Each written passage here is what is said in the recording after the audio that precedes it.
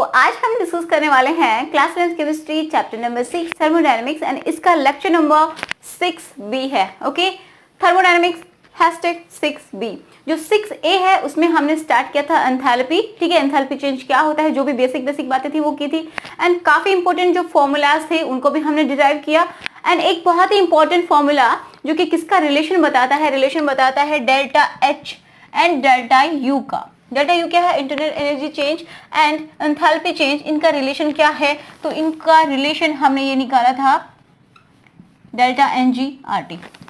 Delta H is equal to delta U plus delta NG/RT। तो इसको हमने derive किया था, इससे रिलेटेड जो भी प्रॉब्लम्स हैं उनको भी हमने सॉल्व किया था। अगर आप ये लेक्चर देखना चाहते हैं तो यहाँ पे ये जो लिंक है आई बटन में, वहाँ पे क्लिक करके देख सकते हैं, या फिर आप सीधे टाइप कर सकते हैं यूट्यूब पे thermodynamics hashtag 6A study with me Ekta. इस तरीके से आप लिख देंगे तो आपको ये लेक्चर मिल जाएगा। ठीक है, सो आज के लेक्चर में हमें क्या डिस्कस करना है। आज का लेक्चर हमारा स्टार्ट हो गया है थर्मोकेमिस्ट्री का। अब आज के लेक्चर में हम डिस्कस करेंगे थर्मोकेमिस्ट्री। इसका ये फर्स्ट लेक्चर है, थर्मोकेमिस्ट्री हैशटैग 1। अब देखिए थर्मोकेमिस्ट्री क्या होती है, देखिए एंथैल्पी को ही पढ़ना है हमें। ठीक है, इसलिए मैंने ये 6B लिखा है। ओके, क्योंकि एंथैल्पी की शुरुआत तो हमारी 6A से ही हो गई थी, इसलिए मैंने इसको B लिखा है। अब यहाँ क्या आता है कि जो केमिकल रिएक्शंस होती हैं उनमें जो हीट इवोल्व होती है या फिर जो हीट एब्जॉर्ब की जाती है तो उसकी क्वांटिटी को हमें देखना है। ठीक है, वही होती है थर्मोकेमिस्ट्री। ठीक है, तो इसको हम डिस्कस करने वाले हैं कि जो डिफरेंट की जो केमिकल रिएक्शंस होती हैं उनमें डेल्टा H की वैल्यू कैसे कैलकुलेट की जाती है, कब पॉजिटिव होगी कब नेगेटिव होगी, सब कुछ हम समझेंगे, बहुत डिटेल में चलेंगे। ओके, जिसका बेस क्लियर नहीं है वो इस वीडियो को जरूर देखें। तो चलिए शुरुआत करते हैं। सबसे पहले हम देखेंगे थर्मोकेमिस्ट्री क्या होती है। तो my name is Ekta and आपका हम सबका यूट्यूब चैनल स्टडी विद मी। चलिए शुरुआत करते हैं थर्मोकेमिस्ट्री की। ओके, सो सबसे पहले हम डेफिनेशन देख लेते हैं, समझ में आनी चाहिए, रटने की जरूरत नहीं है। थर्मोकेमिस्ट्री क्या है, थर्मो का मतलब क्या होता है, थर्मो का मतलब होता है हीट। ठीक है, एंड केमिस्ट्री मतलब वही केमिकल रिएक्शंस होंगी, राइट। तो हमें क्या देखना है, thermochemistry is the branch of science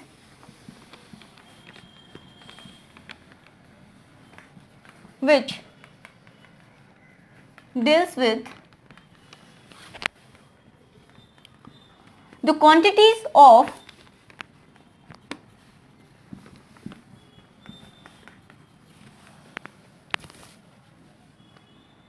heat evolved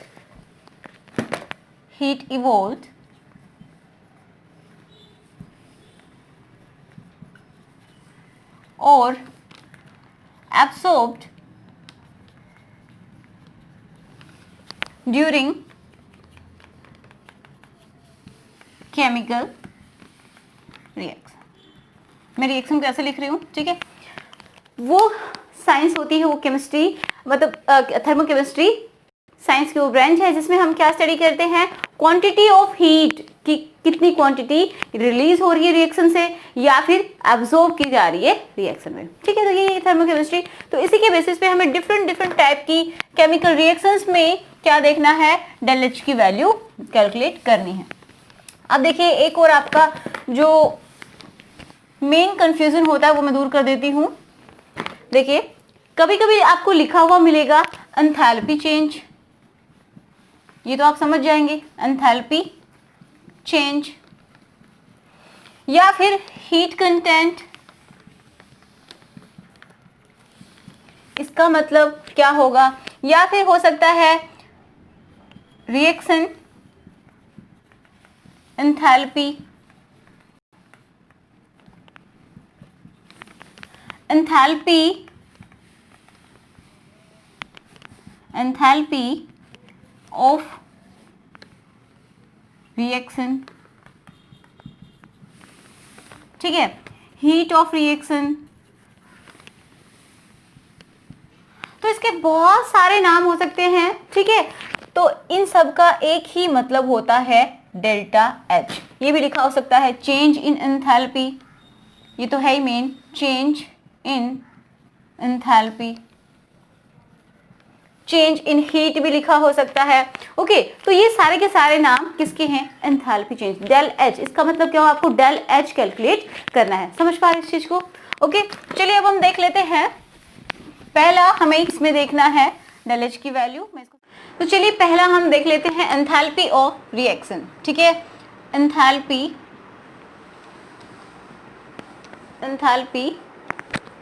of reaction इस तरीके से लिखा हुआ मिल सकता है, या फिर रिएक्शन एंथैल्पी इस तरीके से लिखा हुआ मिल सकता है, या फिर हीट ऑफ रिएक्शन इस तरीके से भी लिखा हुआ मिल सकता है। ठीक है, तो ये क्या होती है? अब देखिए, जो भी केमिकल रिएक्शंस हैं, यहाँ पे हम कॉमनली बात करें कि जो केमिकल रिएक्शन है उसके अंदर किस तरीके से हम कैलकुलेट करते हैं डेल एच की वैल्यू। तो आपको पता है कोई भी केमिकल रिएक्शन होती है तो उसमें रिएक्टेंट्स होते हैं। ओके, वो कन्वर्ट होते हैं किसमें? प्रोडक्ट में, रिएक्टेंट एंड प्रोडक्ट। ओके, इस तरीके से हम लिखते हैं किसी भी केमिकल इक्वेशन को, किसी भी केमिकल रिएक्शन को। तो देखिए इनकी जो, अगर हम इनकी एंथैल्पी की बात करें तो क्या हो जाएगा? डेल एच आर हो जाएगा sum of the enthalpies of products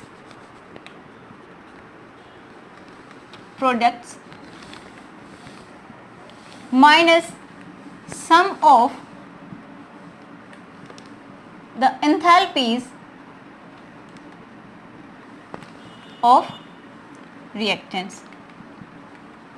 समझे कुछ इस बात को? देखिए क्या बोला हमने, यहाँ पे जो रिएक्टेंट है ये प्रोडक्ट है, तो हमें किस तरीके से डेल एच आर की वैल्यू निकालनी, मतलब एंथैल्पी चेंज, या फिर हम बोल सकते हैं एंथैल्पी ऑफ रिएक्शन किस तरीके से निकालेंगे।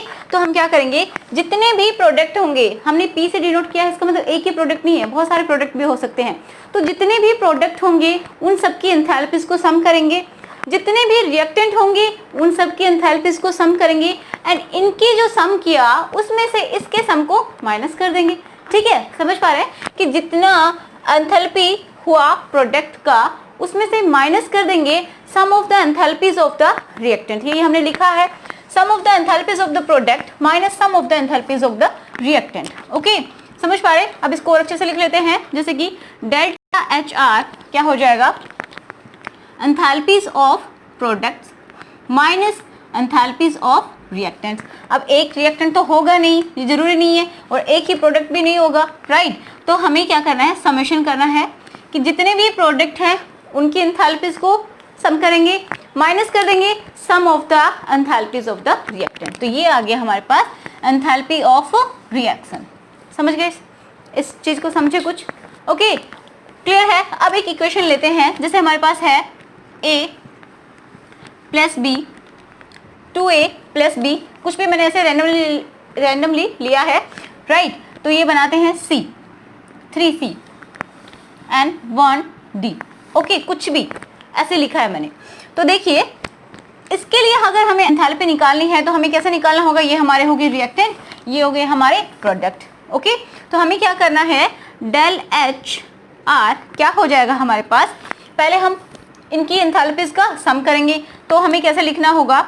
देखिए एक बहुत ही इंपॉर्टेंट बात जो आपके एक टॉपिक करके दिया हुआ है कि थर्मोकेमिकल रिएक्शंस क्या होती हैं। तो थर्मोकेमिकल रिएक्शंस में आपको उनके रूल्स ही बताया गया कि किस तरीके से आपको लिखना है। ठीक है, अगर आपको एंथैल्पी निकालनी है तो किस तरीके से लिखना है।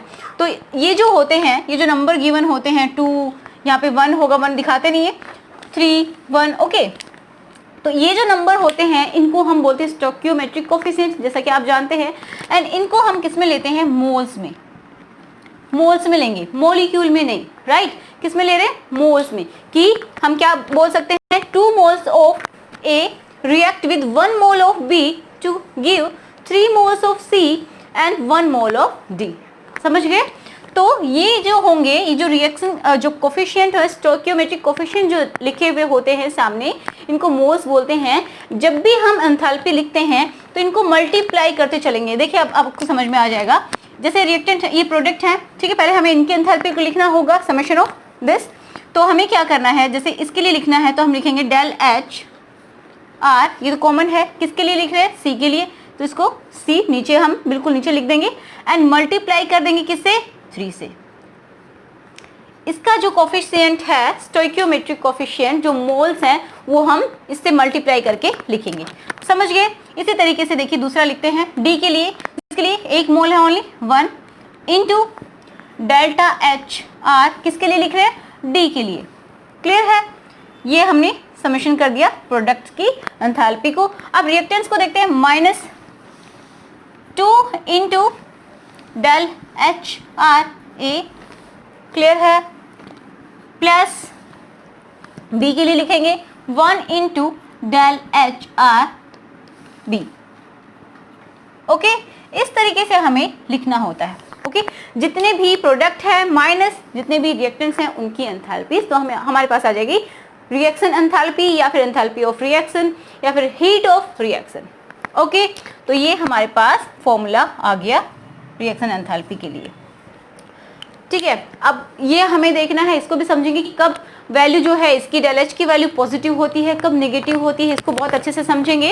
एंड उससे पहले हम ये जान लेते हैं, एक और टर्म आती है एंथैल्पी ऑफ रिएक्शन के लिए, दूसरी और टर्म आती है जो कि है स्टैंडर्ड एंथैल्पी ऑफ रिएक्शन या फिर standard heat of reaction.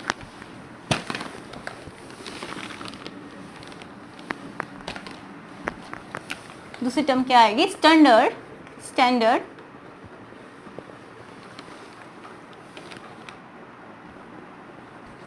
Reaction enthalpy. अब आप समझ जाएगा, ठीक है, स्टैंडर्ड रिएक्शन एंथैल्पी वही है, सिर्फ हमने क्या लगाया है यहाँ पे, स्टैंडर्ड लगा दिया। अब स्टैंडर्ड रिएक्शन एंथैल्पी को आप समझ गए। अब देखिए एक और टर्म आती है स्टैंडर्ड एंथैल्पी, ठीक है, standard reaction enthalpy, standard reaction enthalpy. अब स्टैंडर्ड सिर्फ हमने क्या लगाया है, रिएक्शन एंथैल्पी के आगे स्टैंडर्ड लगा दिया। अब स्टैंडर्ड का मतलब क्या हो जाएगा वो हम समझते हैं। देखिए इसकी डेफिनेशन के थ्रू आपको समझाएंगे, अच्छे से समझ में आएगा। देखिए standard reaction enthalpy is the enthalpy change for a reaction,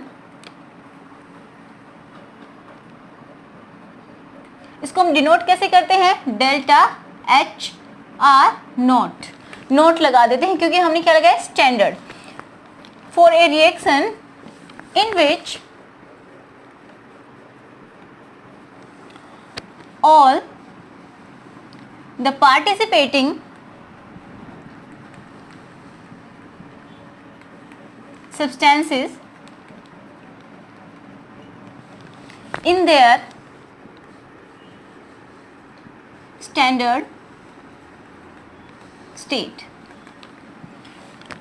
वो रिएक्शन जिसके अंदर जितने भी जो सब्सटेंसेस पार्टिसिपेट करें, जो रिएक्टेंट है, जो प्रोडक्ट है, जो भी पार्टिसिपेट कर रहे हैं, वो उसकी स्टैंडर्ड स्टेट में होने चाहिए। वो जो एलिमेंट्स हैं, ये वो जो सब्सटेंसेस हैं जो पार्टिसिपेट करें किसी रिएक्शन में, वो किस फॉर्म में होने चाहिए, उनकी स्टैंडर्ड स्टेट में होने चाहिए। अब स्टैंडर्ड स्टेट का मतलब क्या है, स्टैंडर्ड स्टेट का मतलब होता है कि एक पर्टिकुलर जैसे टेम्परेचर है 25 डिग्री सेल्सियस, या फिर हम इसको क्या बोल सकते हैं 298 केल्विन टेम्परेचर हो, okay, and 1 atmospheric 1 atm pressure हो, ओके। वो सब्सटेंसेस जो इस टेम्परेचर पे हो एंड इस प्रेशर पे हो, राइट। कभी कभी आपको बार भी लिखा हुआ मिलेगा, मोस्टली बार ही मिलता है, 1 एटमॉस्फेयर या फिर 1 बार। इसके ऊपर जो सब्सटेंसेस होंगे वो कहलाते हैं क्या, उस स्टेट को हम बोलते हैं स्टैंडर्ड स्टेट। इस स्टेट में मतलब इतने टेम्परेचर पे, इतने प्रेशर पे जो सब्सटेंसेस रिएक्ट करके, ठीक है, रिएक्शन जो होती है, तो ठीक है, समझ में आया कि किसी भी स्टैंडर्ड स्टेट ऑफ सब्सटेंस वो क्या हो जाएगा, ये हो जाएगा कि जो सब्सटेंसेस हैं वो 25 डिग्री सेल्सियस पे है या फिर 298 केल्विन बोल सकते हैं 1 एटीएम 1 बार पे जो सब्सटेंसेस रिएक्ट कर रहे हैं, प्रोडक्ट फॉर्म कर रहे हैं, तो वो हो जाएगी उनकी, अगर उनकी एंथैल्पी को जब हम कैलकुलेट करते हैं तो वो होती है delta H R note. Okay, ये हम इसको बोलते हैं। अब देखिए जब स्टैंडर्ड स्टेट में कोई भी जो सब्सटेंसेस होते हैं तो उनकी जो एंथैल्पी होती है डेल्टा एच नॉट, ठीक है, उसको हम 0 मानते हैं।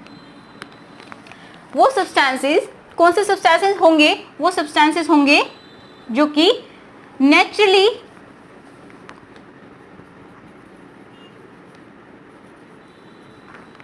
या फिर हम ऐसे लिख सकते हैं नेचुरल अकरिंग, मतलब सब्सटेंस, मतलब जो नेचुरली जिस फॉर्म में वो मिलते हैं एंड इस टेम्परेचर एंड इस प्रेशर पे अगर वो हैं तो वो हो जाएंगे क्या, standard state of the substance. वो सब्सटेंसेस लिक्विड भी होंगे, सॉलिड भी होंगे एंड गैसेस भी होंगी। ओके, तो उनके लिए देखिए लिक्विड के लिए जो स्टैंडर्ड स्टेट है वो लिक्विड एंड गैसेस के लिए वही सेम है, वही टेम्परेचर 25 डिग्री सेल्सियस या फिर 298 केल्विन बोल सकते हैं, राइट। एंड मैं 298 लिख लेती हूँ, 298 केल्विन, 298 केल्विन दोनों के लिए। बट कभी कभी क्या होता है जो सॉलिड्स होते हैं उनके लिए कभी वेरी कर जाता है, मोस्टली 298 ही होता है, बट कभी कभार क्या कर जाता है, वेरी कर जाता है। जैसे कि यहाँ पे जो आयरन है, आयरन के लिए अगर हमें देखनी हो Fe के लिए तो उसके लिए 500 केल्विन टेम्परेचर की जरूरत होती है एंड 1 बार ATM लिख लीजिए, 1 बार लिख लीजिए, एक ही बात है 1 बार। ओके, तो सॉलिड, लिक्विड एंड गैसेस के लिए ये इनकी स्टैंडर्ड स्टेट होती है, मतलब जिस तरीके से वो नेचर में मिलते हैं उस स्टेट में वो क्या हो जाएगी, उनकी डेल एच की वैल्यू 0 हम लेंगे। देखिए इसको और अच्छे से क्लियर करते हैं कैसे, हम कौन कौन से ऐसे सब्सटेंसेस हैं जिनकी वैल्यू हम 0 लेंगे, मतलब जिनकी फ्री नेचुरल स्टेट में जो मिलते हैं, जैसे नेचर में मिलते हैं वैसे उनकी हम जो डेल एच की वैल्यू है वो क्या लेंगे, 0 लेंगे। अब देखिए एग्जाम्पल देख लीजिए, अब समझ में आ जाएगा। जैसे कि हाइड्रोजन है तो हमें H2 के फॉर्म में मिलता है, ठीक है, H2 एंड किस स्टेट में होता है, गैसियस स्टेट में होता है, ठीक है। अब अगर ये गैसियस स्टेट में है तो इसकी जो डेल H की वैल्यू होगी, डेल H नॉट रिएक्शन किसके लिए, H2 की, ऐसे लिखेंगे ना इसको, वो क्या हो जाएगी 0। ओके, इसी तरीके से जो क्लोरीन है वो क्या है, एक गैस है, ठीक है, तो ये अगर गैसियस फॉर्म में ही है तो इसकी डेल एच की वैल्यू क्या हो जाएगी, डेल एच नॉट की वैल्यू 0 हो जाएगी। मैं ऐसे लिख नहीं रही हूँ, आप समझ लेना। इसी तरीके से जो ब्रोमीन है, ब्रोमीन, तो अगर ये गैसियस फॉर्म में है तो इसकी डेल एच नॉट की वैल्यू 0 नहीं होगी। क्यों, क्योंकि नेचुरली हमें ये जो ब्रोमीन है वो हमें लिक्विड फॉर्म में मिलती है, नेचुरली इस फॉर्म में होती है ये, इसकी स्टैंडर्ड स्टेट ये होती है, इसलिए इसकी वैल्यू तब 0 होगी अगर ये लिक्विड इसके सामने लिखा हुआ, ये स्टेट से तो होती है, ठीक है। तो अगर ये ब्रोमीन है, लिक्विड फॉर्म में है, Cl2Br2, ओके, तो ये जब लिक्विड फॉर्म में होते हैं तो मतलब इसकी हम 0 लेंगे, एंथैल्पी चेंज, अदरवाइज 0 नहीं लेंगे। ओके, इसी तरीके से जैसे नाइट्रोजन है N2, ये गैसेस फॉर्म में मिलता है तो इसकी डेल एच की वैल्यू 0 हो जाएगी। O2 गैसेस फॉर्म में मिलता है, मतलब जिस भी स्टेट में हो। अब इसी तरीके से जो Hg है, मरकरी, अब मरकरी वैसे तो ये एक एक्सेप्शन आप लिख सकते हैं, एक्सेप्शन कि Hg क्या है, एक मेटल है, ठीक है, मेटल है, बट फिर भी कैसी है, लिक्विड फॉर्म में अगर मिलती है, क्योंकि ओरिजिनली हमें कैसे मिलती है, लिक्विड फॉर्म में, तो अगर लिक्विड में दिया हुआ है तो आप डेल एच सीधा सीधा रिएक्शन में देखेंगे और उसको 0 लिख देंगे। अगर ऐसा नहीं है तो आप 0 नहीं लिखेंगे, ठीक है। ओके, अगर आपको ऐसा दिया हुआ है Hg सॉलिड, तो वो डेल एच की वैल्यू 0 बिल्कुल नहीं होगी उसकी, ठीक है। और भी बहुत सारे हो सकते हैं, जैसे कि कार्बन जो है, कार्बन वो सॉलिड फॉर्म में होती है, तो वो भी कौन सा वाला कार्बन, जो कि होता है ग्रेफाइट, ग्रेफाइट, ठीक है। इसकी बहुत सारे इलेक्ट्रोफिलिक फॉर्म्स होती है ना, तो जो कार्बन जो ग्रेफाइट है, ग्रेफाइट के फॉर्म में जब होता है ग्रेफाइट, तो उसकी डेल एच नॉट की वैल्यू हम क्या लेंगे, 0। अगर कार्बन हमारे पास सॉलिड तो दिया हुआ है, बट दिया हुआ है अगर डायमंड है, डायमंड, कार्बन अगर डायमंड की फॉर्म में है, दिखाई दे रहा है, तो मैं यहां लिख लेती हूं, कार्बन अगर हमें डायमंड की फॉर्म में है, सॉलिड तो है, तो इसके लिए डेल एच नॉट की वैल्यू हम क्या लेंगे, नॉट इक्वल टू 0, क्योंकि ये इस फॉर्म में नेचुरली नहीं मिलता है। ओके, अब ये हो गया। और क्या हो सकता है, जैसे सल्फर है, ठीक है, सल्फर S8 जो है, अगर ये कैसा है, एमोर्फस है, सॉरी ये कैसा है,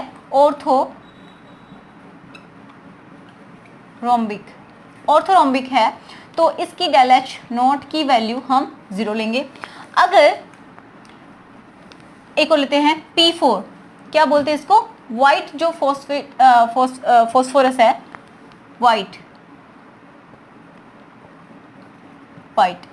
ओके, P4 व्हाइट अगर है, तो इसकी डेल एच नॉट की वैल्यू 0 होगी।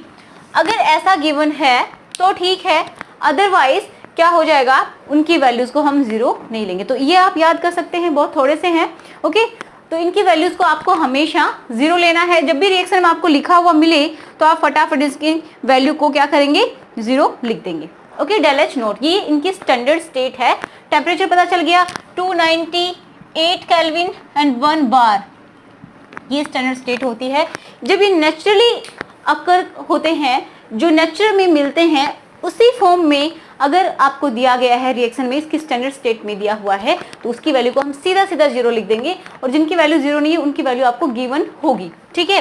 तो अगर आपको दिया हुआ है जैसे CO2 है, तो CO2 ये हो गया एक मॉलिक्यूल, ठीक है, कंपाउंड हो गया, तो इसकी डेल एच की वैल्यू 0 नहीं होगी, ठीक है, डेल एच नॉट की वैल्यू 0 नहीं होगी। हमें सिर्फ क्या देखने हैं, ये देखने हैं एलिमेंट्स को देखने हैं, ठीक है, जो इनकी फ्री स्टेट में मिलते हैं उनको देखना है। ये तो कार्बन एंड ऑक्सीजन के मिलने के बाद बना है CO2, ओके, तो ये क्या हो जाएगा, इसकी वैल्यू हम 0 नहीं लेंगे। क्लियर है? ओके, तो आप इनको लिख लीजिए।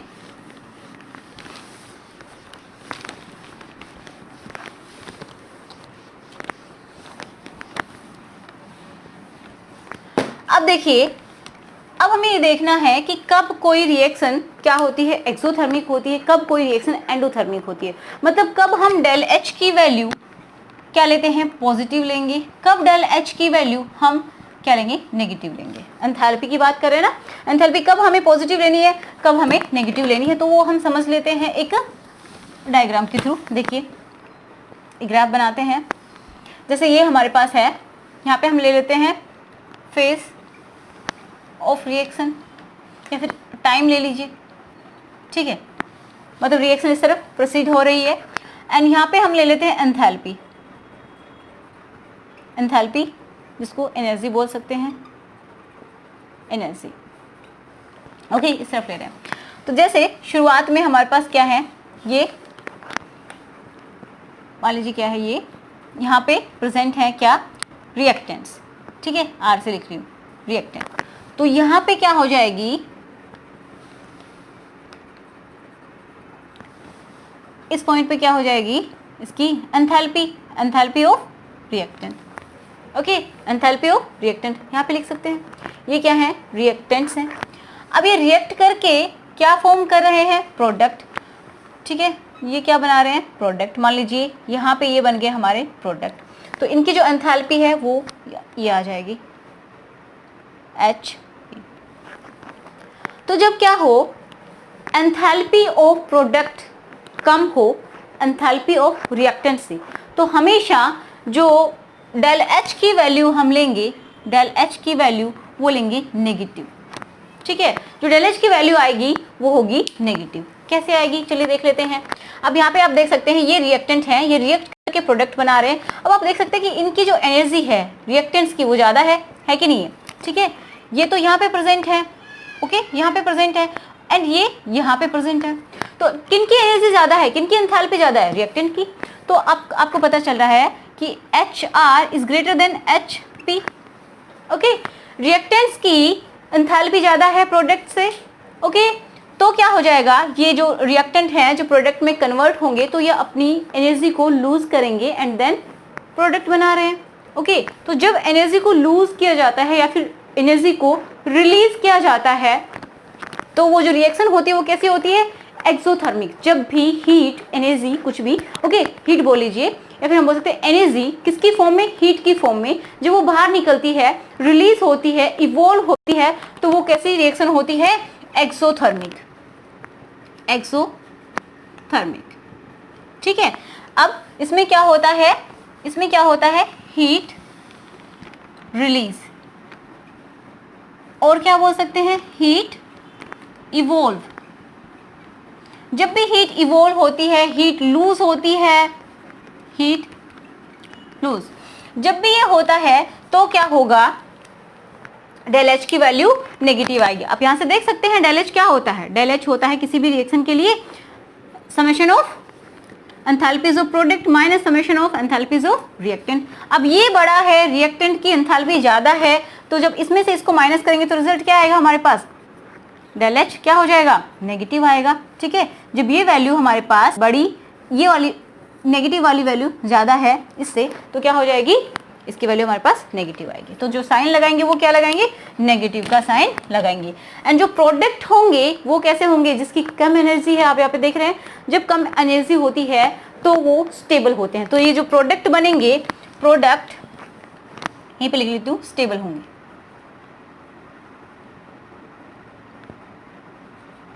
स्टेबल, ठीक है, बहुत ज़्यादा स्टेबल ये प्रोडक्ट बनेंगे। इसको पूरी तरीके से हम नहीं समझेंगे, यहाँ पे जो होती है एक्टिवेशन एनर्जी, तो ये सब आपके अभी जरूरी नहीं है यहाँ पे समझना।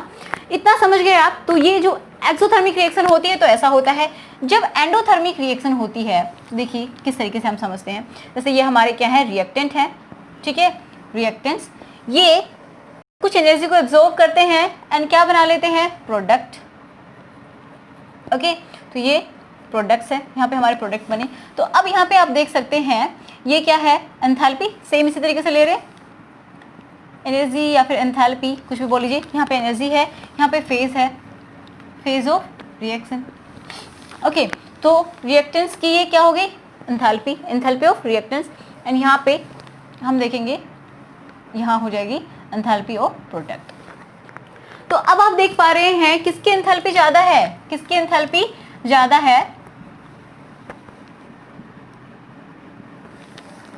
देखिए प्रोडक्ट की एंथैल्पी ज्यादा है तो HP is greater than HR, okay. So delta H की वैल्यू कैसे निकालेंगे हम, डेल्टा H की वैल्यू कैसे कैलकुलेट करते हैं, HP summation of HP minus summation of HR, okay. So HP की वैल्यू बड़ी है तो मतलब पॉजिटिव वैल्यू आने वाली है, so del H is equal to positive. यहाँ से भी आपको पता चल रहा है कि रिएक्टेंट्स की एनर्जी कम है तो इनको प्रोडक्ट बनाने के लिए क्या करना पड़ेगा, एनर्जी को एब्जॉर्ब करना पड़ेगा, किसकी फॉर्म में, हीट की फॉर्म में। जब एब्जॉर्ब करेंगे एनर्जी को तो ये यहाँ तक पहुँच पाएंगे, ठीक है। तो सीधा सीधा पता चल रहा है कि ये कैसी है, एंडोथर्मिक, एंडोथर्मिक रिएक्शन है, ओके। एंडोथर्मिक रिएक्शन जब भी होती है तो क्या होता है, हीट एब्सॉर्ब होती है, हीट एब्सॉर्ब की जाती है, ओके। तो इसमें हीट एब्सॉर्ब हो रही है एंड इसकी वैल्यू हम डेल एच की वैल्यू क्या लेंगे, पॉजिटिव लेंगे। क्लियर है, इतना समझ गए, ठीक है। अब हम देख लेते हैं कि जो डिफरेंट टाइप की जो रिएक्शंस होती हैं वो तो हमने कॉमनली देखा कि किसी भी रिएक्शन में क्या होता है। अच्छा, उससे पहले हमें फैक्टर्स देखने हैं कि जो डेल एच है वो किसके ऊपर डिपेंड करता है। फैक्टर्स लिख लीजिए, factors on which del H enthalpy change depends. कौन कौन से वो फैक्टर हैं जिनके ऊपर ये डिपेंड करता है, एंथैल्पी किस किस के ऊपर डिपेंड करती है? तो पहला जो फैक्टर है उसको आप लिख लीजिए टेम्परेचर। देखिए किसी भी रिएक्शन में अगर टेम्परेचर आप चेंज कर देते हैं, ठीक है, जैसे कोई भी रिएक्शन हो रही है A प्लस B कन्वर्ट हो रहे हैं C में, तो इनकी मान लीजिए टेम्परेचर कुछ है, टेम्परेचर T1 है, ओके, एंड इस तरीके से A प्लस B कन्वर्ट हो रहे हैं टेम्परेचर 2 पे T2 पे C में, तो इनकी जो डेल H की वैल्यू होगी, डेल H1 मान लेते हैं इसको, डेल H2 मान लेते हैं, तो del H1 is not equal to del H2। मतलब ये टेम्परेचर के ऊपर डिपेंड करती है। अगर आप टेम्परेचर चेंज करते हैं, सेम रिएक्शन है मान लीजिए, लेकिन आप टेम्परेचर डिफरेंट कर देते हैं, टेम्परेचर चेंज कर देते हैं, तो उनकी जो डेल H की वैल्यू आएगी, इसकी डेल H की वैल्यू एंड इसकी डेल H की वैल्यू वो सेम नहीं होंगी, बदल जाएंगी। ओके, तो ये आप समझ लीजिए। सेकेंड, एलोट्रोपिक फॉर्म के ऊपर कैसे डिपेंड करती है? एलोट्रोप्स पे जो एलोट्रोप्स होते हैं उनके ऊपर कैसे डिपेंड करती है? तो देखिए जो कार्बन होता है हमारे पास, कार्बन के एलोट्रोप्स आप सबको पता है किस किस फॉर्म में मिलता है, ग्रेफाइट के फॉर्म में मिलता है, ओके, एंड कार्बन डायमंड के फॉर्म में मिलता है। तो अगर जैसे हमारे पास ये रिएक्शन है कार्बन ग्रेफाइट प्लस O2, ये मान लीजिए हमारे पास कोई रिएक्शन हो रही है एंड फॉर्म हो रहा है CO2, राइट। जो कार्बन है वो सॉलिड फॉर्म में है, ये गैसियस फॉर्म में है, एंड CO2 जो मिली हमें गैसियस फॉर्म में मिली, ओके। तो इसमें इसकी कुछ डेल H की वैल्यू होगी। देखिए मैं यहाँ पे एग्जैक्ट कोई वैल्यू नहीं दिख रही हूँ, लेकिन बस एक जो कॉन्सेप्ट है ये समझ लीजिए, क्योंकि इनकी जो वैल्यूज हैं वो वेरी करेंगे। अगर आपके पास एग्जाम में आता है तो भी वैल्यू सेम नहीं देंगे, राइट। तो आप इतना समझ लीजिए कि इसके ऊपर कैसे डिपेंड करता है, एलोट्रोपिक फॉर्म के ऊपर कैसे डिपेंड करता है। ये देखिए कार्बन सॉलिड फॉर्म में है, ठीक है, सॉलिड फॉर्म में मिलता है, इसकी दो फॉर्म है, carbon and graphite and diamond. अब ये जो फॉर्म है ग्रेफाइट, ओके, तो इस कार्बन जो ग्रेफाइट फॉर्म में मिलता है एंड इसका ऑक्सीजन के साथ रिएक्शन होता है, मतलब कंबशन होता है, जलता है, तो ये CO2 एंड CO2 बनाता है। तो इसकी मान लीजिए डेल्टा H1 है, कुछ भी डेल्टा H1 इसकी एंथैल्पी चेंज ये आया हमारे पास, ओके। एंड इसी तरीके से अगर हमारे पास कार्बन किस फॉर्म में है, सॉलिड फॉर्म में रहेगा, बट कौन सी एलोट्रोपिक फॉर्म है, मान लीजिए हमारे पास डायमंड है, डायमंड ये जब ऑक्सीजन के साथ इसका कंबशन होता है, CO2 बनाता है, ठीक है। सेम दिख रही है वैसे आपको रिएक्शन, सेम दिख रही है, बिल्कुल सिमिलर है, बट यहाँ पे जो डेल H की वैल्यू होगी वो डिफरेंट होगी, del H1 not equal to del H2, okay. कोई भी रिएक्शन होगी, मतलब अगर आपकी एलोट्रोपिक फॉर्म अलग है तो भी रिएक्शन की जो एंथैल्पी चेंज है वो अलग हो जाएगा, बिल्कुल सिमिलर नहीं होगा। अब जब ये गैसियस फॉर्म में है तो इसकी डिफरेंट आ रही है, सॉरी जब ये ग्रेफाइट फॉर्म में है तो इसकी डिफरेंट आ रही है, जब ये डायमंड की इसकी एलोट्रोपिक फॉर्म में है तो इसकी एंथैल्पी डिफरेंट होगी, मतलब ये सिमिलर नहीं होगी। इसका मतलब क्या हुआ, डेल H किसके ऊपर डिपेंड करे, इसकी जो एलोट्रोपिक फॉर्म्स होती हैं डिफरेंट टाइप की, उनके ऊपर भी डिपेंड करता है। तो मैं इसको साफ करती हूँ, आप फटाफट इसको नोट कर लीजिए। थर्ड है हमारे पास स्टेट,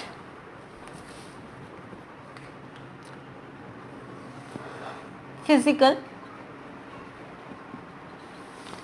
स्टेट्स। फिजिकल स्टेट्स आप सबको पता है, सॉलिड फॉर्म में है कोई, लिक्विड फॉर्म, गैसियस फॉर्म, तो इनके ऊपर भी ये डिपेंड करता है। जैसे हमारे पास ये बना H2 plus half O2, okay, क्या बनाया H2O। H2 किस फॉर्म में है, गैसियस फॉर्म में मिलता है, O2 गैसियस फॉर्म में मिलता है, ये वाटर लिक्विड फॉर्म में है, ओके। तो यहाँ पे इसकी डेल H की कुछ वैल्यू होगी, डेल H1 लिख लेती हूँ, ठीक है, डेल H1 इसकी कुछ वैल्यू होगी, ओके।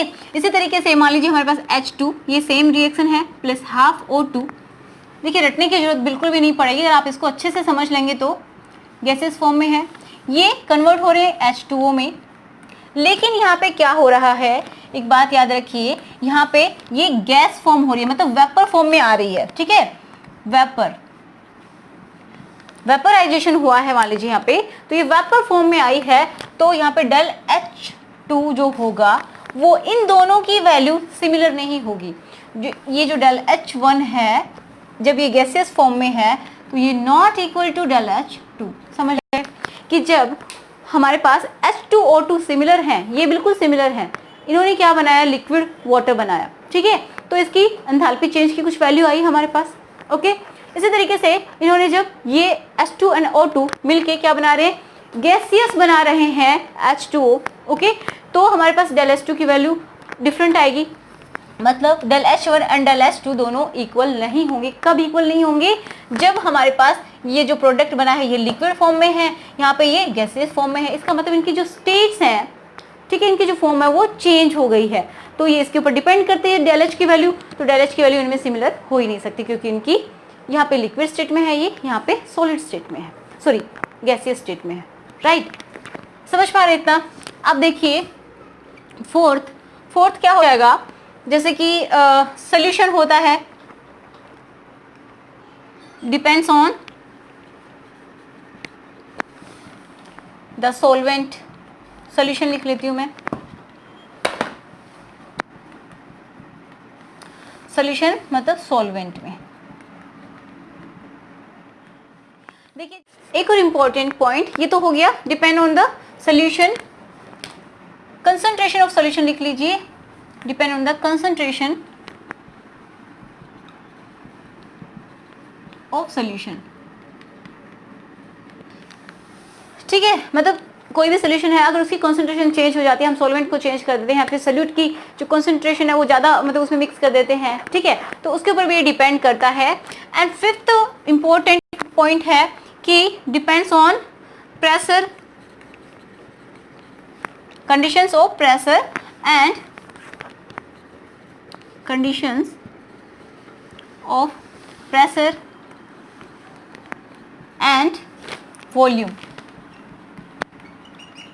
अगर हम वॉल्यूम एंड प्रेशर को अलग अलग कर दे, चेंज कर देते हैं, तो डेल H की वैल्यू भी चेंज हो जाती है, क्योंकि इसके ऊपर डिपेंड करता है। सिक्स्थ पॉइंट होता है जो कि है कि डिपेंड ऑन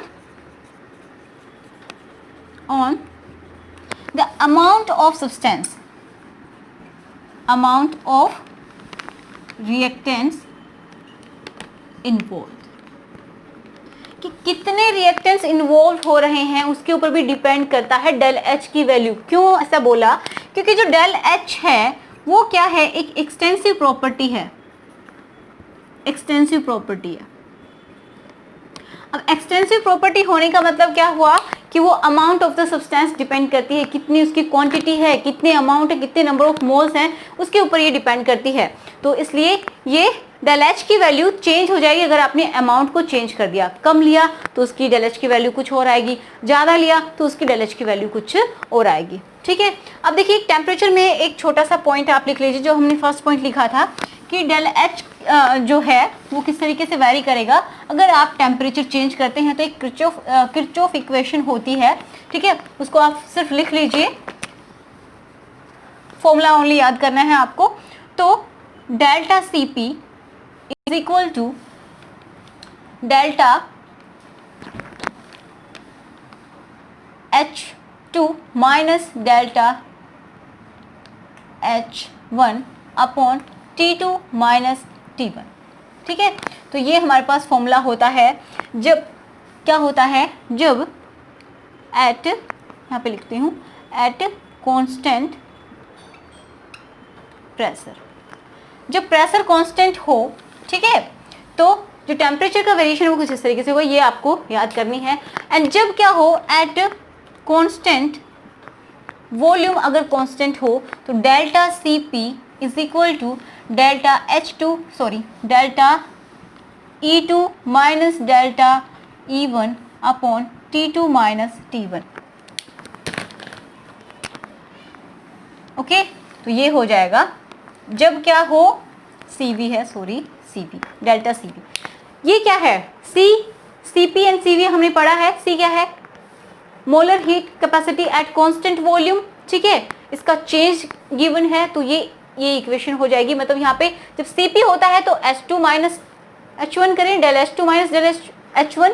एंड जब क्या है एट कांस्टेंट वॉल्यूम है तो ये जो CV हम लेंगे, CV का मतलब होता है molar specific heat capacity eight constant volume. किसके इक्वल होते हैं? Internal energy. यहाँ पे U भी आप लिख सकते हैं, डेल E की जगह डेल U भी लिख सकते हैं। Okay, so del E2 minus del E1 upon T2 minus T1। तो ये आप याद कर लीजिए, सिर्फ आपको ये याद करना, इसको डिराइव नहीं करना है। अगर क्वेश्चन आएगा तो डायरेक्ट इसके ऊपर ही। तो देखिए एक कॉमन सी बात आप जान लीजिए, मोस्टली ऐसा होगा कि जो एक्सोथर्मिक रिएक्शंस होती हैं, एक्सोथर्मिक रिएक्शंस, तो ज़्यादातर कौन कौन सी रिएक्शंस होती हैं? जैसे कि कंबशन की रिएक्शंस आएंगी, कंबशन होता है मतलब जलना, किसके प्रेजेंस में? ऑक्सीजन के प्रेजेंस में। तो वो कैसी होती हैं? एक्सोथर्मिक होती हैं, ठीक है। मतलब उनकी डेल एच की वैल्यू हम कैसे लेंगे? नेगेटिव लेंगे। मोस्ट ऑफ द केसेस में 99.99% ये कंबशन वाली आप नेगेटिव वैल्यू ही लेंगे, ठीक है। यही आपसे पूछी जाएगी। कंबशन की जो भी होंगी, न्यूट्रलाइजेशन वाली, न्यूट्रलाइजेशन मतलब जो एसिड है, जैसे हमारे पास है NaOH, ये बेस है, स्ट्रॉन्ग बेस, ठीक, सोडियम हाइड्रोक्साइड, ये रिएक्ट करता है हमारी HCl जो कि स्ट्रॉन्ग क्या है? एसिड है, ये स्ट्रॉन्ग बेस है। तो ये न्यूट्रलाइजेशन का मतलब है सॉल्ट एंड वाटर फॉर्म करना, मतलब न्यूट्रल हो जाना। ओके, तो बनाएंगे NaCl प्लस H2 सॉलिड जो कि क्या है? सॉल्ट है। तो न्यूट्रलाइजेशन की जो रिएक्शन होती है, कंबशन की जो रिएक्शन होती हैं, वो सारी की सारी कैसी होती हैं? ये एक्सोथर्मिक इन नेचर होती हैं, ठीक है। मतलब इनमें से क्या होगा? हीट इवॉल्व होगी। ओके, जब आप किसी भी चीज को जलाते हैं तो हीट निकलती है, सीधी सी बात है। न्यूट्रलाइजेशन मतलब जो एसिड है, स्ट्रॉन्ग एसिड स्ट्रॉन्ग बेस के साथ मिलकर सॉल्ट एंड वाटर बनाता है तो भी हीट बाहर निकलती है। ओके, एंड और बोल सकते हैं जैसे कि जब एसिड है, dissolving of acid in water, dissolving of acid in water। देखिए कॉमन बातें हैं, अगर आप इनको समझ पाएंगे तो आपको रटना नहीं पड़ेगा, ठीक है। डिसॉल्विंग ऑफ एसिड, किसी एसिड को हम क्या करते हैं? वाटर में जब डिसॉल्व करते हैं तो उसमें से भी क्या होती है? हीट इवॉल्व होती है। तो ये क्या हो जाएगा? ये भी एक एक्सोथर्मिक रिएक्शन हो जाएगी। ओके, एंड इसी तरीके से रेस्पिरेशन, रेस्पिरेशन में क्या होता है? हमारा जो फूड होता है, हम जब रेस्पायर करते हैं तो इसका मतलब है जो फूड जो होता है उसका ऑक्सीडेशन होता है, ठीक है। इस तरीके से आप एक और लिख सकते हैं, corrosion of metals, corrosion of metals. इसमें क्या होता है? ऑक्सीडेशन ही होता है। ऑक्सीडेशन होता है तो उसमें क्या होगा? हीट इवॉल्व होती है। रेस्पिरेशन, जब हमारा फूड क्या करता है, अंदर एक तरीके से क्या होता है? कंबशन नहीं होता, फूड का जलना होता है, आग नहीं निकलती, बट वो क्या होता है? उसमें से भी हीट निकलती है, जो किसकी फॉर्म में हम यूज करते हैं? एनर्जी की फॉर्म में, ATPs की फॉर्म में, राइट। तो जो बायो के स्टूडेंट होंगे वो समझ पा रहे होंगे इस चीज को। एंड एंडोथर्मिक के भी कुछ एग्जाम्पल्स लिख लेते हैं ताकि आपको ईजी रहे याद करना। एंडोथर्मिक मतलब हीट को एब्जॉर्ब करना होता है इसमें। तो हीट को एब्जॉर्ब कौन कौन से करते हैं? जैसे कि सनलाइट के प्रेजेंस में फोटोसिंथेसिस होता है, फोटोसिंथेसिस। फोटोसिंथेसिस में क्या होता है? कार्बन डाइऑक्साइड, ठीक है, एंड वाटर। ओके, और क्या फॉर्म होता है? C6H12O6, किसकी प्रेजेंस में? सनलाइट। सनलाइट से क्या लेते हैं? हीट लेते हैं, एनर्जी लेते हैं, एंड ग्लूकोज का फॉर्मेशन होता है। ओके, एंड देखिए इसको अच्छे से, O2, 6O2। एंड एक और आप लिख सकते हैं जैसे कि melting of ice, melting of ice. Ice जो है वो हीट को एब्जॉर्ब कर लेती है। जैसे आप फ्रिज से निकाल के आइस को आप बाहर रख देते हैं रूम टेम्परेचर पे, तो क्या करती है? हीट को एब्जॉर्ब कर लेती है अपने अंदर, एंड किस फॉर्म में आ जाती है? लिक्विड फॉर्म में आ जाती है, मेल्ट हो जाती है। इसी तरीके से एवेपोरेशन, एवेपोराइजेशन ऑफ लिक्विड वाटर। जो H2 है लिक्विड फॉर्म में, वो जब ज्यादा हीट को गेन करके क्या कर लेता है? वेपर फॉर्म में चला जाता है, तो वो क्या हो गया? एंडोथर्मिक। जब हीट क्या हो रही है? एब्जॉर्ब हो रही है। ये सारे के सारे आप याद कर सकते हैं, एक्सोथर्मिक की एग्जांपल्स होते हैं मोस्टली। इनमें ये वाला मैंने बोला 99.99% ऐसा ही होता है। एंड देखिए कुछ एक्सेप्शन भी होते हैं, बट ये आप इस तरीके से याद रख सकते हैं। ओके, अब आप हेडिंग डाल लीजिए कि जब एंथैल्पी चेंज हम देखेंगे ड्यूरिंग फेस ट्रांसफॉर्मेशन, जब फेस चेंज होती है मतलब सॉलिड से लिक्विड, लिक्विड से सॉलिड, इस तरीके से। ओके, तो इस तरीके से जब होता है तो किस तरीके से डेल्टा एच की वैल्यू को हम कैलकुलेट करते हैं, कब पॉजिटिव एंड कब नेगेटिव होती है।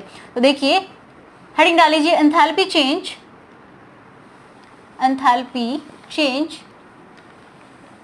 ड्यूरिंग फेस ट्रांसफॉर्मेशन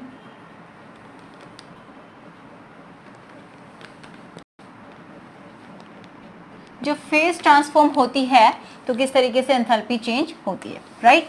तो हम देखते हैं जैसे कि फेस, पहला हम डालते हैं एंथैल्पी ऑफ फ्यूजन, ठीक है। एंथैल्पी ऑफ फ्यूजन इसका मतलब होता है मेल्टिंग, फ्यूजन का मतलब क्या हो रहा है, मेल्टिंग। जैसे कि हमारे पास है H2O सॉलिड फॉर्म में है, मतलब क्या है, सॉलिड फॉर्म में मतलब आइस है। ओके, ये क्या करती है, इसका क्या होता है, फ्यूजन होता है, मेल्टिंग होती है। यहाँ पे मैं मेल्टिंग लिख लेती हूँ, मेल्टिंग। तो क्या हो जाएगा, ये किस फॉर्म में चली जाएगी, H2O लिक्विड में। ओके, जो कि क्या होता है, वाटर। तो इसकी डेफिनेशन हम क्या दे सकते हैं, एंथैल्पी ऑफ फ्यूजन बोल सकते हैं इसको, एंथैल्पी ऑफ या फिर हीट ऑफ फ्यूजन बोल सकते हैं। अगर हमें बात करनी है किसके, स्टैंडर्ड की बात करनी है, standard enthalpy of fusion. Okay, standard enthalpy of fusion. तो इसके लिए हमें क्या करना होगा, जैसे आइस है, सॉलिड फॉर्म में है, ये क्या करेगी, हीट को एब्सॉर्ब करेगी, ठीक है, हीट को एब्सॉर्ब करेगी एंड क्या फॉर्म कर लेगी, लिक्विड में ये ट्रांसफर हो जाएगी। ओके, तो हमें देखना है कि क्या बोल सकते हैं, at constant temperature and pressure, ठीक है।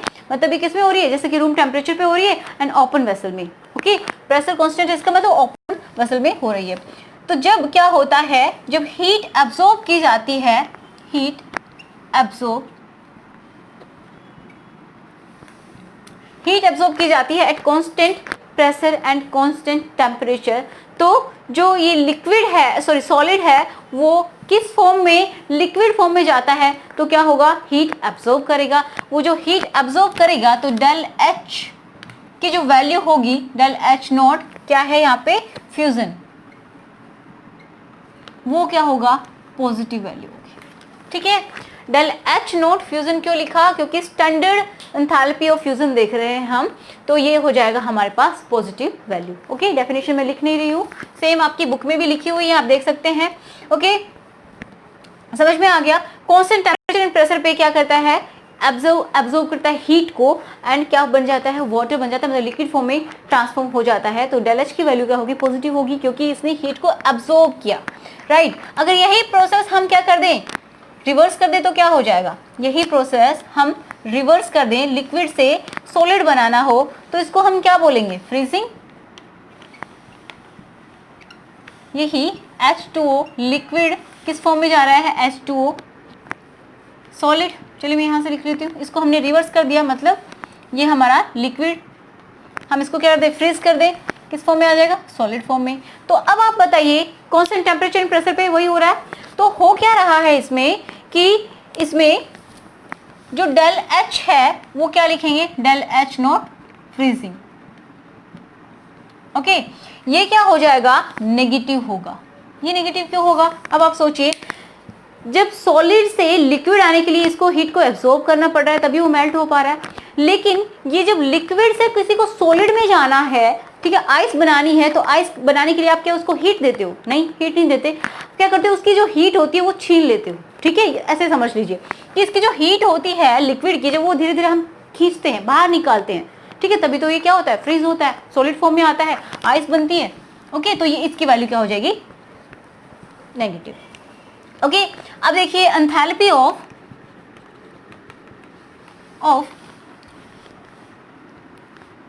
Vaporisation, standard enthalpy of vaporisation, right. ये क्या हो जाएगी, इसको हम कैसे लिखेंगे, डेल एच नॉट वेपोराइजेशन, ठीक है, ऐसे लिख रहे हैं। वेपराइजेशन। अब इसमें क्या होता है, वेपराइजेशन का मतलब क्या है कि कोई लिक्विड है H2O, okay, constant temperature and pressure पे ये क्या कर रहा है, हीट को एब्सॉर्ब करके किसके फॉर्म में जा रहा है, H2O गैसियस फॉर्म में, ठीक है। इस प्रोसेस को हम क्या बोलेंगे, वेपराइजेशन। इसकी डेफिनेशन लिखिए, तो चलिए इसको देखिए, आप लिख सकते हैं standard enthalpy of vaporisation, del H naught vaporisation, right. तो इसकी डेफिनेशन आप कैसे लिख लेंगे कि the amount of heat required to change the 1 mole of liquid into, या फिर transform of 1 mole of liquid to gaseous form is known at constant temperature and pressure is known as standard enthalpy of vaporization। क्या हो जाएगा, the amount of heat required to vaporize 1 mole of liquid into gaseous form, ठीक है। 1 मोल की बात करें, 1 मोल of liquid into its gaseous form is known as the standard enthalpy of vaporisation, ठीक है। चलिए मैं लिख देती हूं, the amount of heat required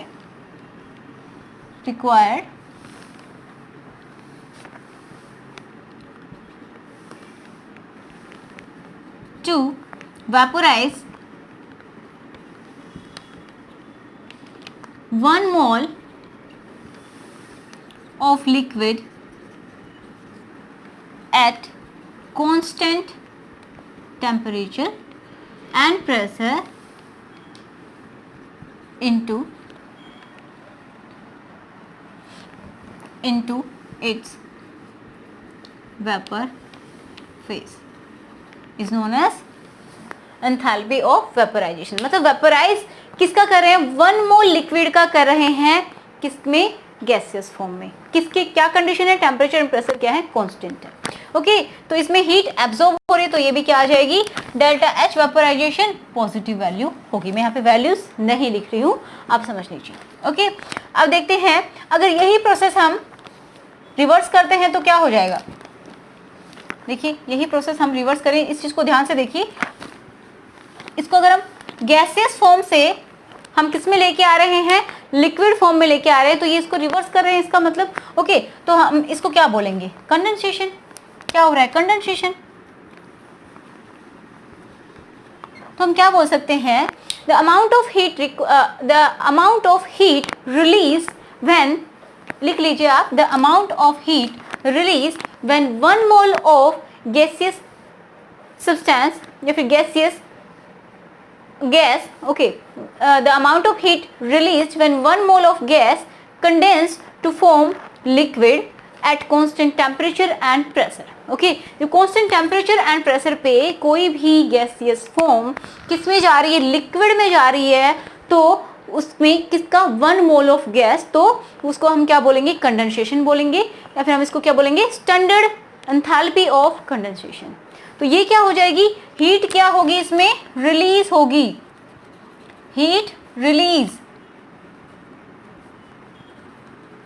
जो हीट रिलीज होती है तो ये नेगेटिव होती है, समझ पा रहे हैं। कंडेंसेशन कब होता है, लिक्विड जो वेपर में चला जाता है, गैसेस फॉर्म में होता है, तो आप उसकी हीट को कम करते हैं, मतलब क्या होता है कि वो अपनी हीट को रिलीज कर देता है, तो वो कंडेंस हो जाता है एंड देन लिक्विड फॉर्म में आ जाता है, ओके, समझ गए। आप देखते हैं next,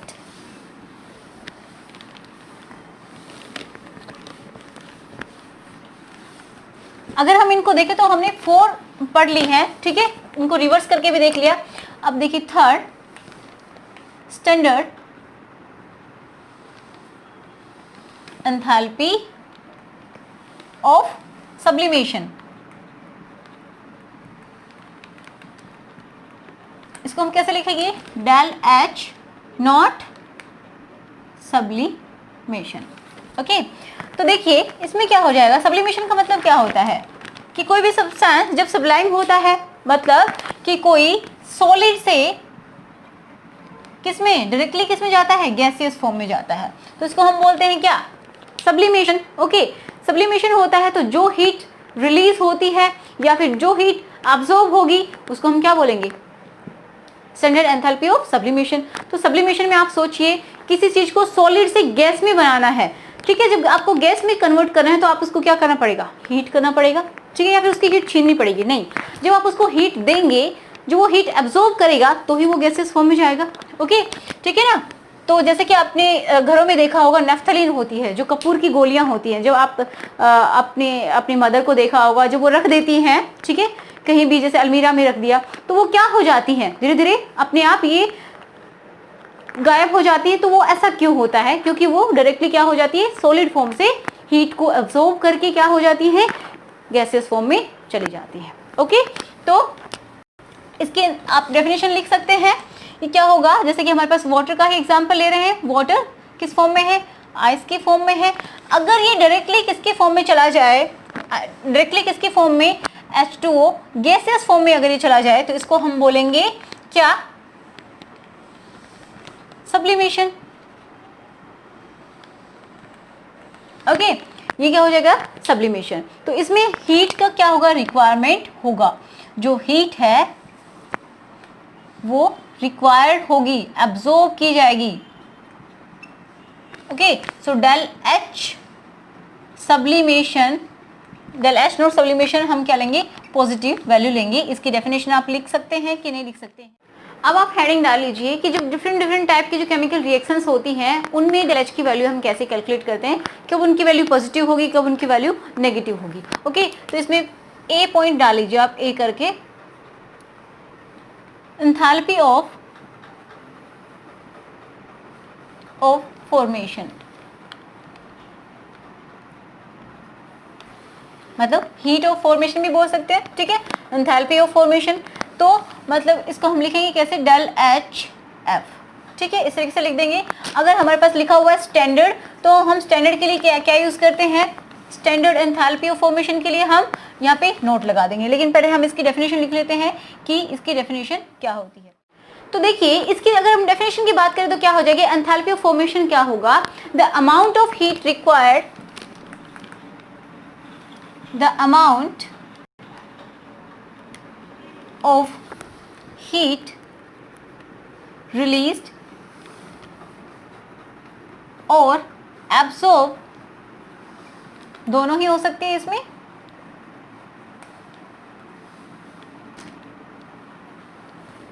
the amount of heat released or absorbed when 1 mole of compound is formed by its constituent in their free, ये बहुत इंपॉर्टेंट पॉइंट है, free natural occurring state, that means free state में, मतलब स्टेबल स्टेट में, most stable, अभी समझते हैं इस चीज को, स्टेबल स्टेट। देखिए क्या हो जाएगा, द अमाउंट ऑफ हीट, नाम से पता चल रहा है हीट ऑफ फॉर्मेशन, ओके, जिसको हम कैसे लिख रहे हैं, डेल्टा एच एफ से, the amount of heat release or absorb when 1 mole of compound is formed by its constituent in their free naturally occurring state।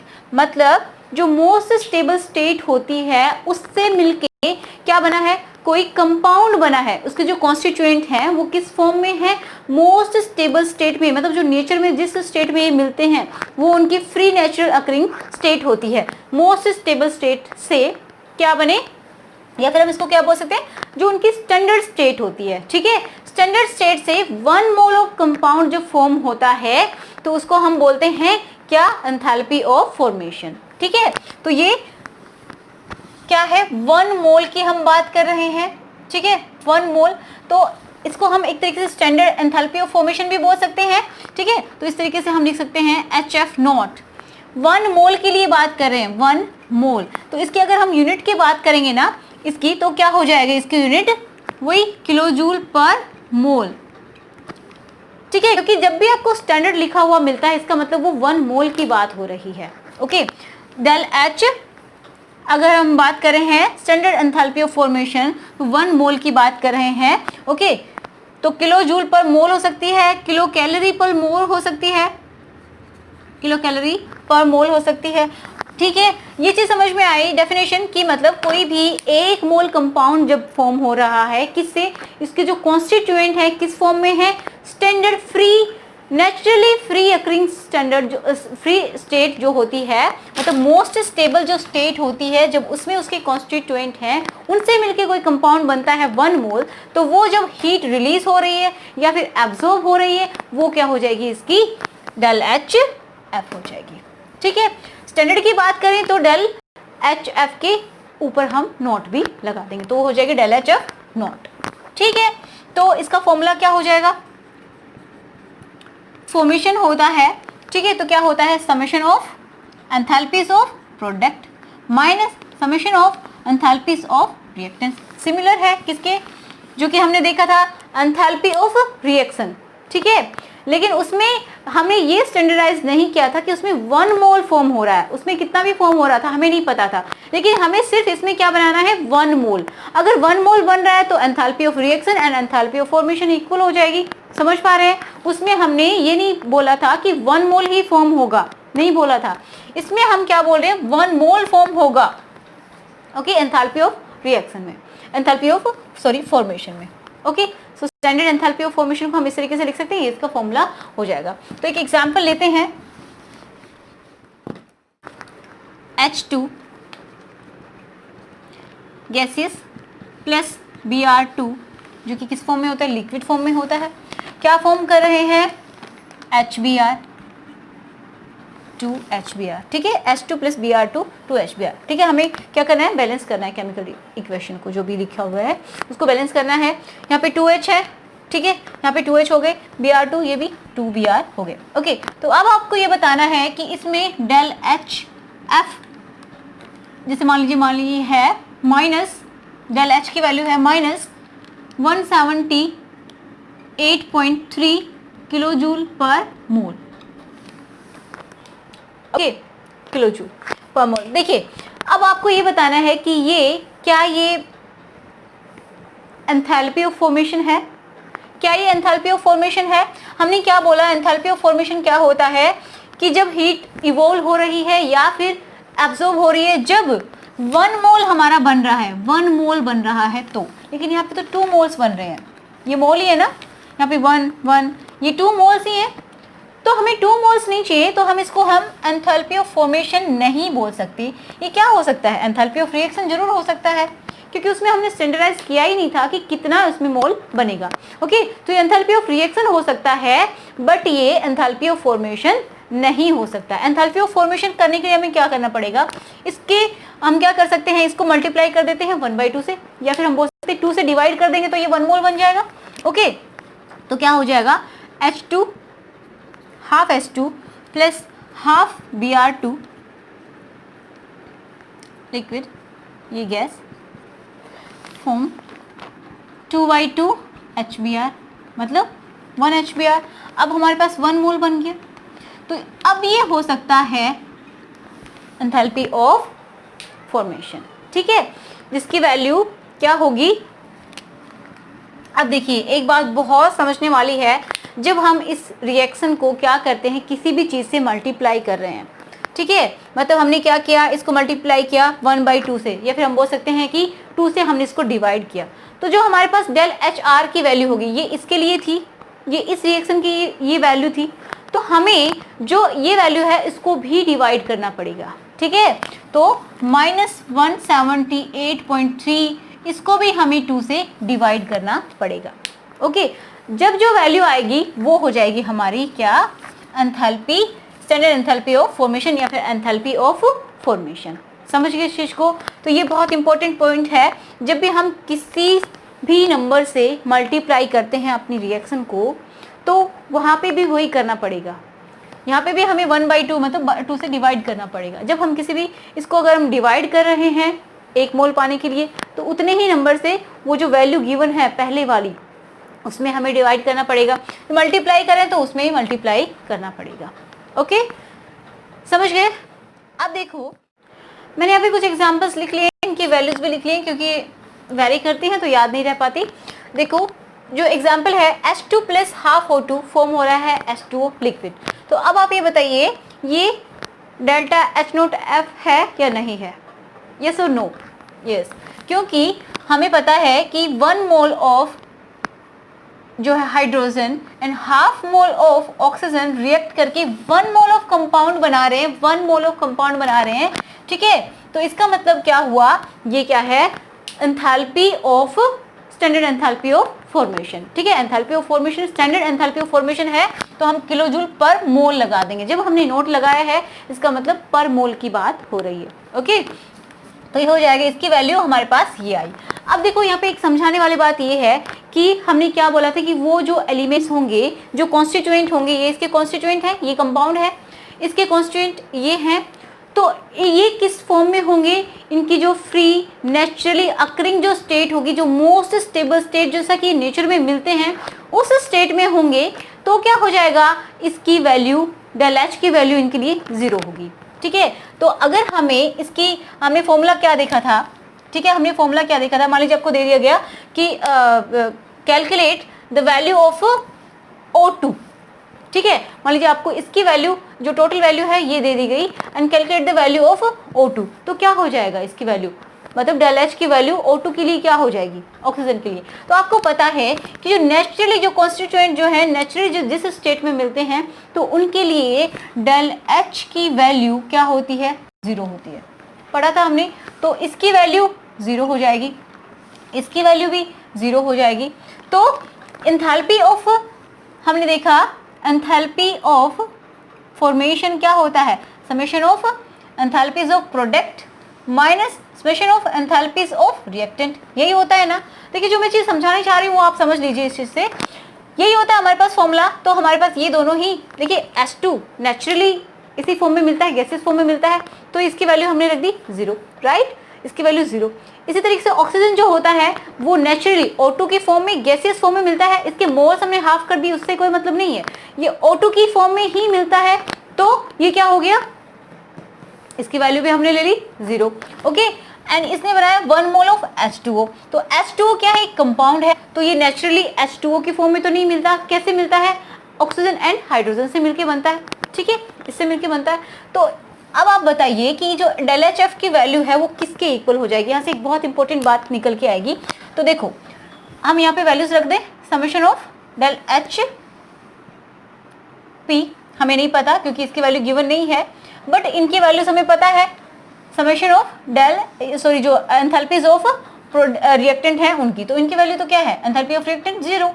Okay, तो डेल एच एफ नोट क्या आ गई हमारे पास, किसकी वैल्यू के equal आ गई, मतलब ये तो 0 हो गया, इसको हटा देती हूँ। ठीक है, किसकी वैल्यू के इक्वल आ गई, एंथैल्पी ऑफ प्रोडक्ट। जो हमारा कंपाउंड बना है 1 मोल, उसकी एंथैल्पी किसकी एंथैल्पी के इक्वल हो गई, स्टैंडर्ड एंथैल्पी के equal, standard enthalpy of formation के इक्वल हो गई। तो हम यहाँ से क्या बोल सकते हैं कि जो स्टैंडर्ड एंथैल्पी ऑफ फॉर्मेशन है वो इक्वल हो गई है एंथैल्पी ऑफ कंपाउंड। ठीक है, जो स्टैंडर्ड एंथैल्पी है फॉर्मेशन की वो किसके इक्वल हो गई, इस कंपाउंड के। तो मतलब जो भी एंथैल्पी है, एंथैल्पी चेंज हो रहा है वो सिर्फ और सिर्फ इसकी वजह से हो रहा है। समझ पा रहे इस चीज को। तो ये जो डेल एच एफ की वैल्यू है ये किसकी वैल्यू है, इसकी वैल्यू हो गई, क्योंकि ये तो सारे के सारे टर्म 0 हो गई। समझ गए इस फॉर्मूला से।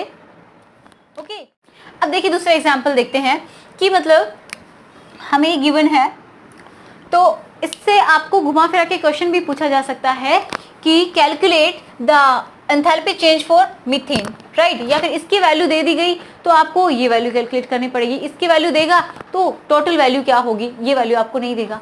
समझ रहे हो कि मतलब इसकी वैल्यू अगर उसने दी है, एग्जाम में दी है, तो आपसे पूछ लेगा कि enthalpy, standard enthalpy of formation बताइए कितना होगा, तो आप सीधे सीधे बता देंगे स्टैंडर्ड एंथैल्पी ऑफ फॉर्मेशन इसके इक्वल होगी, क्योंकि इसकी वैल्यू आपको दी हुई मिलेगी। ठीक है, कैसे? क्योंकि ये क्या है, कार्बन स्टैंडर्ड फॉर्म में है, मतलब इसकी नेचुरल अकरिंग फॉर्म में है। किस फॉर्म में मिलता है? ग्रेफाइट की फॉर्म में ये मिलता है, मोस्ट स्टेबल होता है ग्रेफाइट की फॉर्म में। ओके, जो डायमंड की फॉर्म है वो मोस्ट स्टेबल नहीं होती है, इतनी स्टेबल नहीं होती है, क्योंकि वो नेचुरली इस फॉर्म में मिलता है कार्बन। ओके, एंड हाइड्रोजन जो कि है गैसियस फॉर्म में गिवन है, तो ये दोनों ही क्या हो जाएंगी, ये भी जीरो हो जाएगी, मतलब इसके लिए डेल एच की वैल्यू जीरो, इसके लिए डेल एच की वैल्यू जीरो। ठीक है, तो हमारे पास फॉर्मूला तो यही है। तो अगर ये दोनों ही क्या हो गए, इनकी स्टैंडर्ड स्टेट में है, तो इनकी एंथैल्पी तो जीरो हो गई। अब बचा क्या? प्रोडक्ट। ठीक है, तो एंथैल्पी ऑफ प्रोडक्ट हमारे पास बचा, enthalpy of product, summation of enthalpy of product. तो हमारे पास डेल एच की वैल्यू जो होगी, जितनी भी वैल्यू होगी, वो सिर्फ और सिर्फ किसकी वजह से होगी? इसकी वजह से होगी। ओके, तो इससे भी ये पता चल रहा है कि जो डेल एच एफ नोट है, मतलब स्टैंडर्ड एंथैल्पी ऑफ फॉर्मेशन है, वो किसके इक्वल है? इसके कंपाउंड के इक्वल। स्टैंडर्ड की बात कर रहे हैं तब, ठीक है, 1 मोल हमारा बन रहा है तब। ओके, तो ये किस फॉर्म में है? इसके इक्वल। ओके, समझ पा रहे हैं इस चीज को? अब देखिए एक और एग्जाम्पल है हमारे पास, CaO प्लस CO2, इन्होंने फॉर्म किया 1 मोल ऑफ कैल्शियम कार्बोनेट। ठीक है, तो इसके लिए डेल एच नोट की वैल्यू गिवन है। डेल एच नोट का मतलब है, मतलब कोई भी रिएक्शन हो रही है स्टैंडर्ड स्टेट में, मतलब 1 मोल फॉर्म हो रहा है किससे? Calcium carbonate, sorry calcium oxide and CO2 carbon dioxide मिलके क्या बना रहे हैं? CaCO3 बना रहे हैं 1 मोल। तो अब आप मुझे बताइए, क्या ये डेल्टा एच एफ नोट के इक्वल होगा या नहीं होगा? डेल्टा एच एफ नोट के इक्वल कब होता है? जब इसके कॉन्स्टिट्यूएंट 1 मोल तो बन रहा है, ये तो सेटिस्फाइड है, ठीक है, बट इसके जो कॉन्स्टिट्यूएंट है जिनसे ये मिलके बना है, वो क्या स्टैंडर्ड स्टेट में प्रेजेंट है? CaO, ये क्या है, किससे मिलके बना है? कैल्शियम से मिलके बना है, ऑक्सीजन से मिलके बना है, तो ये तो एक कंपाउंड हो गया। ये फ्री नेचुरली अकरिंग स्टेट में इस तरीके से नहीं होता है। ठीक है, मतलब कार्बन जो ऑक्सीजन है वो अलग से मिलता है, कैल्शियम अलग से मिलता है, ये किससे मिलके बना हुआ है? कार्बन से एंड ऑक्सीजन से। ओके, तो ये मतलब कंपाउंड हो गए, तो इसको हम क्या नहीं बोल सकते? डेल एच एफ नोट नहीं है। ठीक है, ओके, ये डेल एच एफ नोट नहीं है। क्लियर है? तो इसको हम क्या बोल सकते हैं? Simply enthalpy of reaction. ठीक है, standard enthalpy of reaction.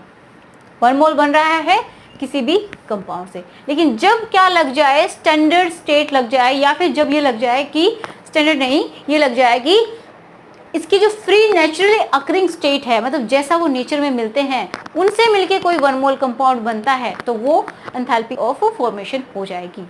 Okay, अब आप इसको बताइए, H2 एंड Cl2 मिलके क्या बना रहे हैं? 2HCl। तो अब इसकी जो एंथैल्पी होगी, डेल H की वैल्यू होगी, वो क्या होगी? डेल H की वैल्यू बताइए। अब ये बहुत बड़ा कंफ्यूजन होता है आप लोगों के मन में कि अब ये जो वैल्यू इस तरीके से अगर आपको लिखी हुई मिली है, ठीक है, तो आप किस तरीके से इसको समझेंगे? डेल H की वैल्यू हमारे पास ये है, जो कि इसके ये जो प्रोडक्ट है, प्रोडक्ट ये क्या है? रिएक्टेंट्स, इनमें ये ऐड हो रखी है। इसका मतलब क्या हुआ कि ये जो डेल एच है ये नेगेटिव होगा जब प्रोडक्ट्स में इसको ऐड कर रखा है। इसका मतलब रिएक्टेंट से वो एनर्जी निकल गई, ठीक है, एंड प्रोडक्ट में शो हो रही है। ओके, इसका मतलब वो एनर्जी रिलीज हुई है। ठीक है, तो इसकी वैल्यू होगी -44 kCl। तो डेल एच की वैल्यू हम इस तरीके से लिखेंगे। अब देखिए कौन सी रिएक्शन है उसको पहचानिए। एंथैल्पी ऑफ फॉर्मेशन है, मतलब एंथैल्पी ऑफ फॉर्मेशन है या नहीं है? तो वो तो नहीं हो सकती, क्योंकि यहाँ पे 2HCl बन रहा है, हमें क्या चाहिए? 1HCl चाहिए। ठीक है, ये तो ठीक है, H2 से Cl2 से बन रही है, मतलब ये अपनी फ्री स्टेट में है। फ्री जो नेचुरली स्टेट है उसी में प्रेजेंट है। H2 इसी फॉर्म में मिलता है, H2 गैस, Cl2 गैस इसी फॉर्म में मिलता है। ओके, एंड ये मिलके बना रहे हैं, बट क्या? 2HCl बना रहे हैं। तो हमारे पास ये रिएक्शन नहीं हो सकती।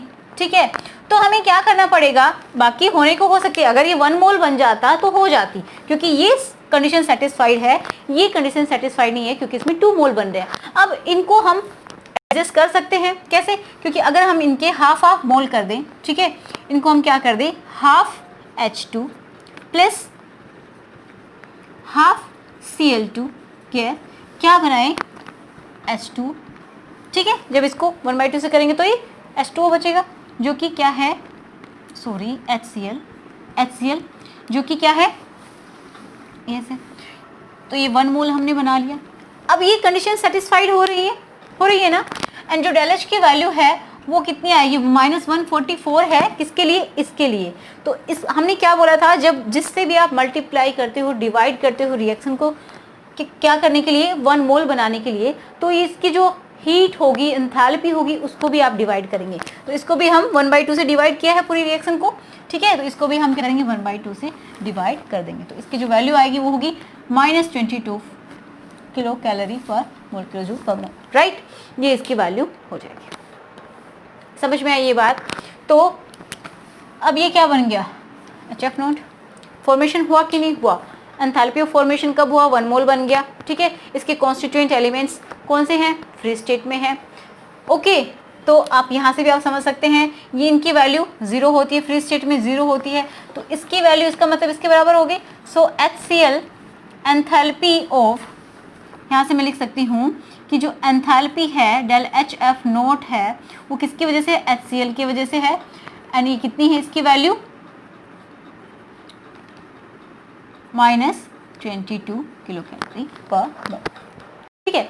ये इसकी वैल्यू आ गई। तो ये होती है enthalpy of formation. I hope आपको समझ में आया होगा। तो एक और क्वेश्चन मैं लिख लेती हूँ, ठीक है। एक लास्ट क्वेश्चन मैंने लिख लिया है, इसमें आपको पता चल जाएगा कि आपने क्या सीखा और क्या नहीं सीखा। How much heat is required to decompose calcium carbonate to lime and CO2 with all the substances in their standard state, ठीक है। इसकी स्टैंडर्ड स्टेट में है सारे के सारे सब्सटेंसेस। तो इस पहले इसको समझिए, इसमें बताया क्या गया है कि कैल्शियम कार्बोनेट, ये आपको खुद से लिखना पड़ेगा, ये वैल्यूज आपको दी हुई है, ओके। तो आपको क्या कैलकुलेट करना है कि कितनी हीट रिक्वायर्ड होगी। तो रिक्वायर्ड है, इसका मतलब यहीं से आपको पता चल जाना चाहिए कि जो आपकी रिक्वायर्ड हीट है, इसका मतलब एंडोथर्मिक रिएक्शन होने वाली है। मतलब जो ΔH की वैल्यू होगी वो पॉजिटिव आएगी, चाहे कोई भी ΔH हो, ΔH ऑफ रिएक्शन गिवन है यहाँ पे, ठीक है, ΔH ऑफ रिएक्शन हो। यहाँ पे स्टैंडर्ड स्टेट है, नोट दिया गया है, ओके। तो आपको ये बताना है कि कितनी हीट एब्सॉर्ब होगी, रिक्वायर्ड होगी। इसका मतलब जो आंसर आएगा किलोजूल पर मोल में आपको कैलकुलेट करना है। स्टैंडर्ड दिया गया है, तो 1 मोल की बात हो रही है, ओके। तो यहाँ पे देखते हैं, कैल्शियम कार्बोनेट का फॉर्मूला आपको खुद से लिखना होगा, CaCO3, ठीक है, जो कि किस फॉर्म में, सॉलिड फॉर्म में, 1 मोल है। ये क्या कर रहा है, डिकम्पोज हो रहा है किसमें, लाइम, जिसको हम बोलते हैं CaO, calcium oxide, okay, solid, plus CO2 जो कि है gas, with all the substances in their standard state, इनकी स्टैंडर्ड स्टेट में है। एंड इनकी जो स्टैंडर्ड स्टेट है, जो कंपाउंड्स हैं, इनकी स्टैंडर्ड स्टेट गिवन है। इसका मतलब कौन सी रिएक्शन है ये आपको पता चल जाना चाहिए। स्टैंडर्ड स्टेट में ये कौन सी है reaction, enthalpy of reaction, right. And इनकी वैल्यूज आपको यहाँ पे गिवन है। तो सिंपल सा फॉर्मूला लगाना है आपको, कौन सा, एंथैल्पी ऑफ, ये भी 1 मोल है, okay. Enthalpy of formation, standard enthalpy of reaction. तो इसका फॉर्मूला क्या होता है, summation of enthalpies of product minus summation of enthalpies of reactant. ये हमारे पास फॉर्मूला होता है, ठीक है। तो यहाँ से हम इन वैल्यूज को पुट कर देंगे। तो यहाँ से देखिए कैसे लिख लेंगे इसको, ΔHR naught is equal to summation of product, ये हमारे पास प्रोडक्ट है। सो किस तरीके से लिखेंगे हम, 1, पहले इसको लिखेंगे 1, नंबर ऑफ मोल्स को क्या करते हैं, मल्टीप्लाई, 1 है तो 1 ही लिखेंगे। तो कोई फर्क पड़ नहीं रहा वैसे तो, लेकिन मैं आपको लिख के बता रही हूँ ताकि आप समझ पाएं। 2 है तो 2, 3 है तो 3, ओके। जितने भी मोल है उनको मल्टीप्लाई करना है। ΔH नोट R किस तरीके से लिखते हैं वो देख लीजिए, CaO ऐसे लिखेंगे, ΔH के नीचे CaO लिखेंगे, ठीक है, CaO plus 1 into ΔH naught R CO2 okay ये हमारे हो गए enthalpy, sum of enthalpies of product minus enthalpies of summation of enthalpies of reactant. तो इसको 1 into del H naught R CaCO3, ये हो गया हमारा एंथैल्पीज ऑफ रिएक्टेंट। ओके बस इनकी वैल्यूज को आप पुट करेंगे, सीधा आंसर आ जाएगा। तो इसकी एंथैल्पी क्या हो जाएगी, CaO की एंथैल्पी यहाँ पे गिवन है, कितनी है, माइनस 63.5.1 किलो जूल में है, प्लस इसके रख देंगे, इसकी कितनी है, माइनस वैल्यूज रखिए, माइनस CO2 की रख दीजिए यहाँ पे enthalpy of CO2 minus 393.5, okay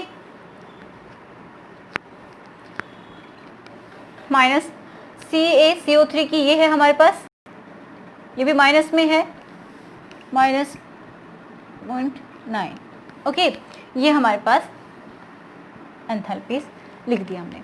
अब जब हम इसको सॉल्व करेंगे तो क्या आएगा हमारे पास, ये क्या हो जाएगा, माइनस माइनस, ओके तो माइनस की दोनों टर्म हैं तो इनको हम जोड़ देंगे, कितना होगा 1028.6 एंड इसका ये माइनस माइनस प्लस हो जाएगा, तो प्लस 1206.1 इज इक्वल टू, इसको जब आप कैलकुलेट करेंगे तो हमारे पास आपको पता चला किसकी वैल्यू आने वाली है, पॉजिटिव वैल्यू। ओके वैसे भी हमें शुरू में ही पता चल गया था कि क्या है, ये एंडोथर्मिक रिएक्शन है, तो आप इसको कैलकुलेट कीजिए 11177.3 किलो जूल पर मोल।